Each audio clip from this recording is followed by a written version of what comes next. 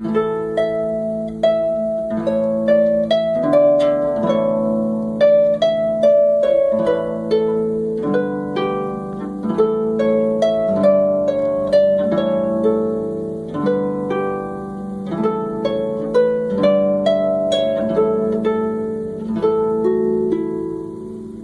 Passages, Episode 79, 5th Argonauts. Launch of the Argo, from the Fables of Hyginus. Previously, Jason vowed to retrieve the Golden Fleece, and dozens of Argonauts joined in the quest. This passage continues listing the crew members, recounts who was lost along the way, and their first adventure on the Island of Lemnos. Many Argonauts are given fuller descriptions here. Castor and Pollux, Lynceus and Idas, Zetes and Calais, and Jason's cousin, Prince Acastus. Of those who were lost on the way, Hylus, Hercules, and Polyphemus were all left behind. Tiphys and Idmon both died, and Bootes jumped overboard. On the way back, Eurybates, Canthus, and Mopsus all died. The Argonauts' first stop was on the Island of Lemnos. Before they arrived, all the men on the island had been killed by the women, except for Queen Hypsipyle, who spared her father. The Argonauts were very welcomed, and the women bore them many sons after they had set sail. One final note: this passage is a bit fragmentary and corrupt in places, so there is just a bit of editing. Launch of the Argo, a legendary passage from Gaius Julius Hyginus, Fables 14 through 15, translated by Mary Grant. Castor and Pollux, sons of Jove and Leda, daughter of Theseus, Lacedaemonians. Others call them Spartans, both beardless youths. It is written that at the same time stars appeared on their heads, seeming to have fallen there. Lynceus and Idas, sons of Aphareus and Arena, daughter of Obalus, Menesians from the Peloponnesus. They say that one of these, Lynceus, saw things hidden underground, not hindered by any darkness. Others say that Lynceus saw nothing by night. He is said to see underground because he knew gold mines. When he went down and suddenly showed gold, the rumor spread that he could see beneath the earth. Idas, too, was keen and spirited. Periclymenus, son of Neleus and Chloris, daughter of Amphion and Niobe. He was from Pylos. Amphidamus and Cepheus, sons of Alius and Cleobule, from Arcadia. Ancaeus, son of Lycurgus, others say grandson, from Tegea. Augeas, son of Sol and Nausodame, daughter of Amphidamus. He was an Elean. Asterion and Amphion, sons of Hyperasius, others say of Hippasus, from Pellene. Euphemus, son of Neptune and Europe, daughter of Tydeus, a Taenarian. It is said he could run over water with dry feet. A second Ancaeus, son of Neptune by Althea, daughter of Theseus, from the island Imbrasus, which was called Parthenia, but is now called Samos. Erginus, son of Neptune, from Miletus, some say of Periclymenus, from Orchomenus. Meleager, son of Oeneus and Althea, daughter of Theseus, some think son of Mars, a Caledonian. Laocoon, son of Portheon, brother of Oeneus, a Caledonian. A second Iphiclus, son of Theseus by Leucippe, brother of Althea by the same mother, a Lacedaemonian. He was a runner and a javelin thrower. Iphitus, son of Nabolus, from Phocis. Others say he was the son of Hippasus, from the Peloponnesus.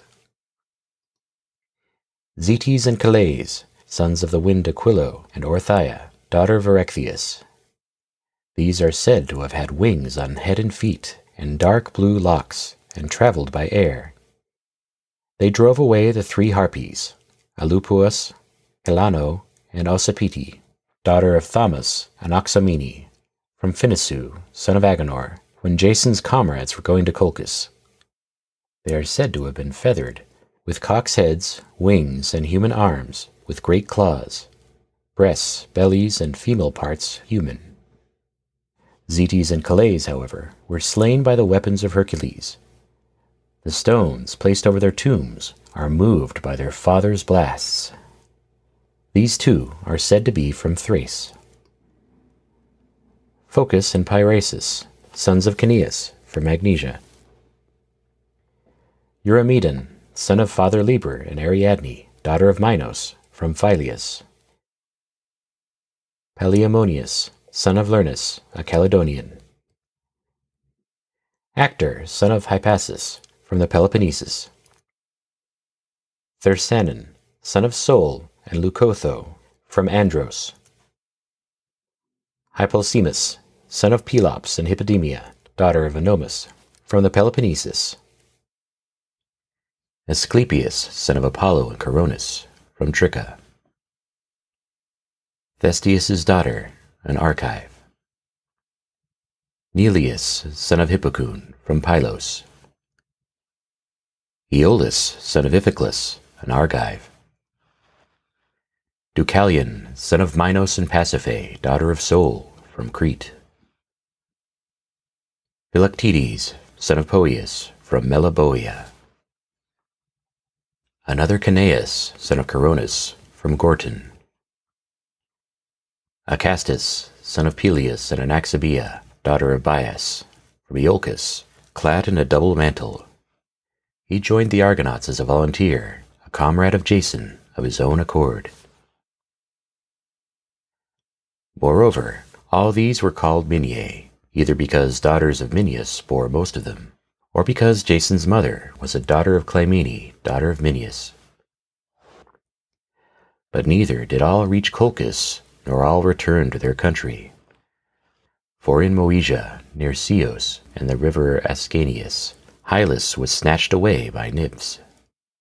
While Hercules and Polyphemus were seeking him, they were left behind, a wind carrying the ship on. Polyphemus, too, was left by Hercules. After founding a city in Moesia, he perished among the Chalybes. Again, Tiphys became ill and died among the Mariandyni in Propontis, where Lycus was king. In his place, Ancaeus, Neptune's son, steered the ship to Colchis.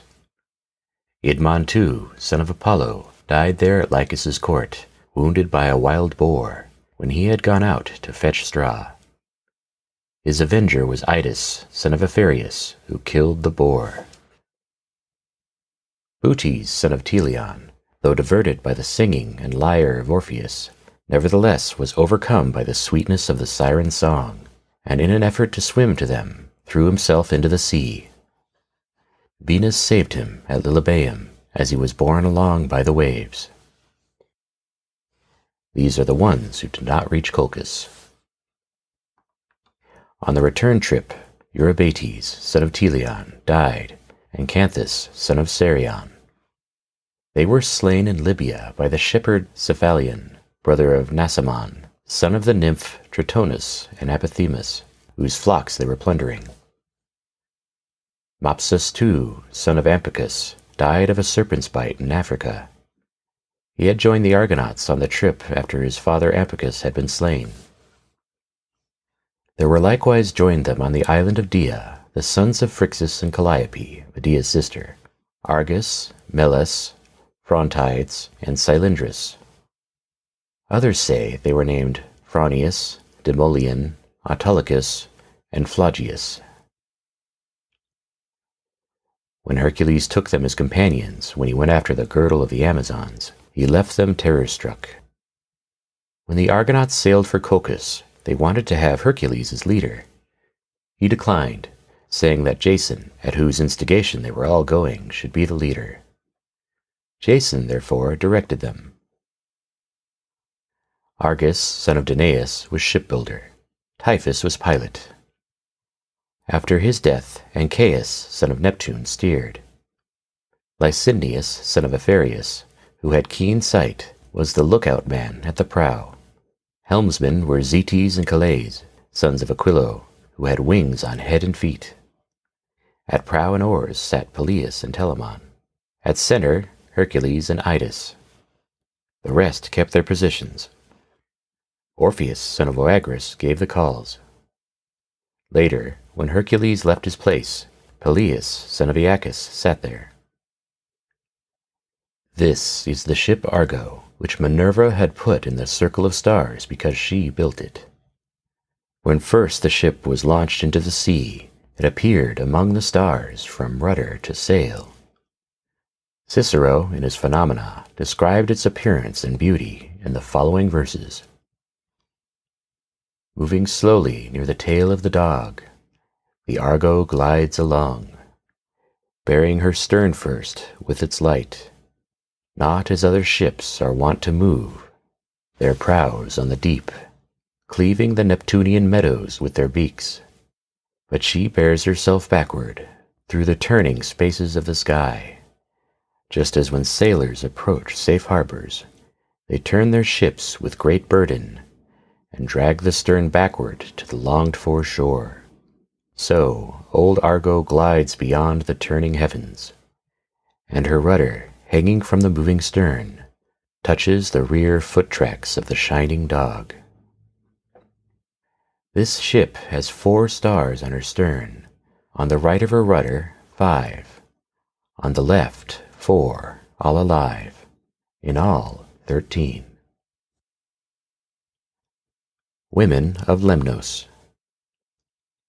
On the Isle of Lemnos, the women for several years did not make offerings to Venus, and because of her anger, their husbands married Thracian wives and scorned their former ones. But the Lemnian women, all except Hypsipyle, instigated by the same Venus, conspired to kill the whole tribe of men who were there. Hypsipyle secretly put her father Thaus on board a ship which a storm carried to the island of Taurica. In the meantime, the Argonauts, sailing along, came to Lemnos.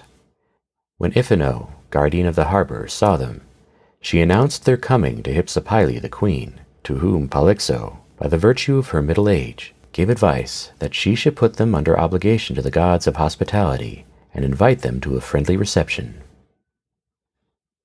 Hypsipyle bore sons to Jason, Euneus, and Diphylus. Delayed many days there, they were chided by Hercules, and departed. Now when the Lemnian women had learned that Hypsipyle had saved her father, they tried to kill her. She fled, but pirates captured her, took her to Thebes, and sold her as a slave to King Lycus. The Lemnian women gave the names of the Argonauts to the children they had by them. This passage continues with the rest of the voyage, but in the next episode we begin in full the adventures of Jason and the Argonauts.